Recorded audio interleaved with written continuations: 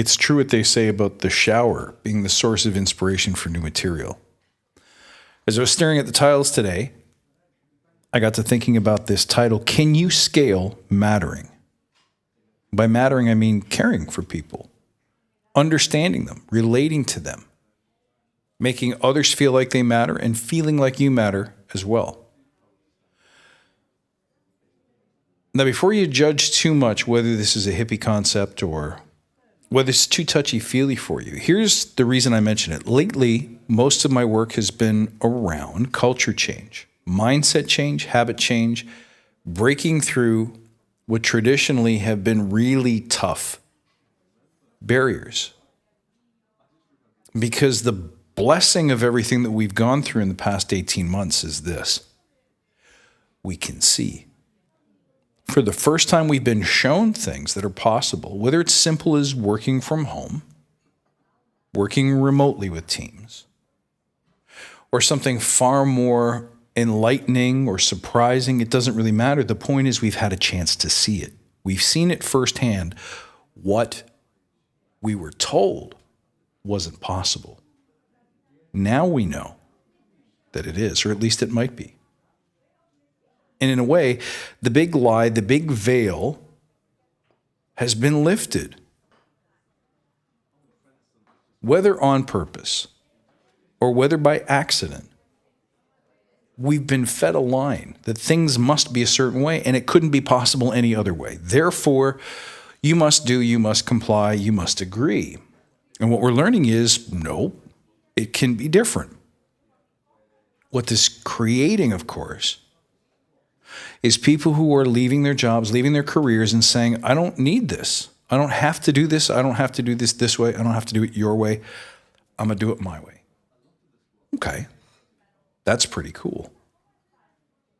But naturally, companies are struggling to figure out, well, how can we keep you here? How can we stop the drain of talented people who we do care about? But most importantly, we need in order to make our business run at this scale. So what happens when something like this goes down? At scale, we go back to our default mode of thinking, which is, what do the magazines say? Give me a recipe, give me a script. Tell me what to say, what to do. Let me throw some money at the problem. Let me offer some things that I think they'll like.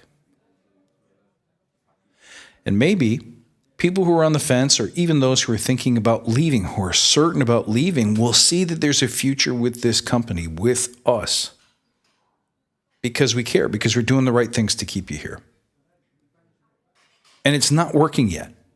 And it's not working because we're doing the wrong things. What matters most to people is that they matter. And in order to give them what they need so that they can feel like they matter, you have to stop and you have to ask questions and you have to listen and you have to care. And it's going to be different for every single person that you speak to.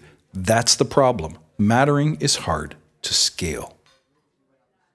But if you don't do that work, what's going to happen is you're going to throw blanket solutions. You're going to wait for the Harvard Business Review to tell you what to do. You're going to try assumptions or techniques that worked before this all went down. When we were all tone deaf, when we were all colorblind, when we didn't know how to do this properly. And it won't work. People will look at whatever you put in front of them, whether it's better snacks in the team room, whether it's a bigger salary, whether it's an easier path to promotion. They'll look at it and they'll go, duh, this doesn't do it for me. Because what I see right now is opportunity. What I see right now is freedom. What I see is living a life where I'm valued. And yeah, pay factors into that. And yeah, working hours and conditions factor into that. But there is so much more. People are misaligned to the outcomes that we as organizations care about. We hire people because of where they've been, what they studied, what they know, who they know, not for who they are.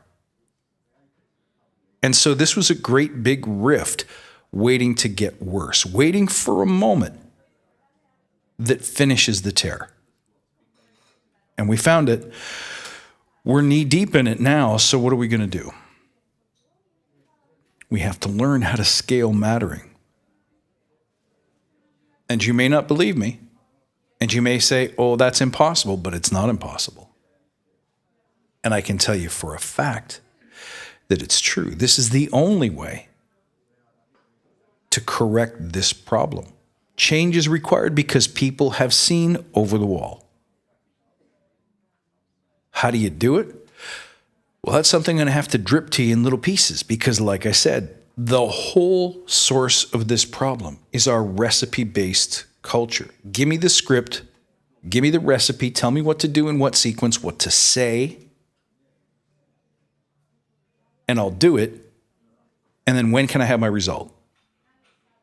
That whole attitude is basically an avoidance of one critical conversation. Tell me what to feel. Tell me how to intend. Tell me how to care. Tell me how to serve, truly serve. Because we're unwilling to do that, exactly because it's too touchy-feely, we bring people things, we offer them things, we say things, we run the scripts, we study the diagram, we follow the rules and the instructions, and it doesn't resonate with people because it's fake. It's not real. It's not based on real connection. It's not based on real care and concern. And you might say things like, well, I don't know how to scale that experience. I don't know how to make that happen for 1,000 people, for 10,000 people. That would be so wasteful. And yet, how many times in a year does your organization have a conference or some kind of event where you have all of these guest speakers, expensive guest speakers, and you worry about it and you plan it and there's a committee for it and it basically runs 365 days a year to try to make the event perfect and will there be a chocolate fountain? And then the event is over and nothing that gets said, nothing that gets discussed sticks. None of it makes lasting change. So you'll waste that kind of money, you'll waste that kind of time. Why won't you try? Why won't you try to scale mattering, meaning, caring, authentic, what I call value exchange between your organization and the people who make it run? Want to know how to do that? There's no recipe. I won't give it to you because you're not ready. But if you stick around and listen a little more, if you can start going around the corner and bending your mind that a script isn't going to do it, there is no standard operating procedure. There is no policy manual. There is no new book you're supposed to read that will solve this for you. This is a quest, and it requires right thinking.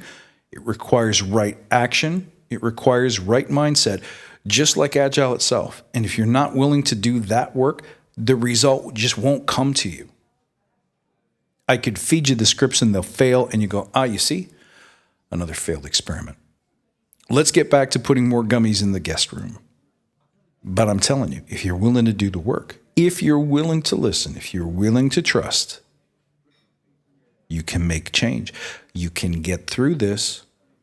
You can outlast and outshine the competition too. You can be the company that people flock to. You can be the place that everyone wants to go because you get it, because you took the time to do the right thing. Come see me if you have questions. I got something for you. I hope you find the answers, my friends.